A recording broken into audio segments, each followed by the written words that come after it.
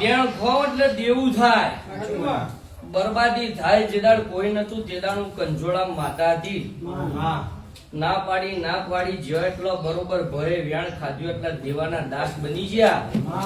તમારી ભુવાની કાળકા ખસીજી, તમારી મેલડી ખસીજી, તમારી હર્ષિદથી ખસીજી ને બળિયા દેવાય ખસી ગયા. ભાઈ 63 વર્ષના લેખમાં બહીના હરગાયેલી અને ભાઈ 76 બકરા ખાતી હતી, એમાં હું માતા ઉભી હતી લ્યા. અને હારા બાવા આવે એમ કહી દેતા હતા કે બાધા ના લાય. અને કંજોડા તોહી નિવાઈ પાછા જાય તેદાડ મેં બાદ ભરેલી માતા. તો આ પરમણ મળે તો દીકરા સુખી.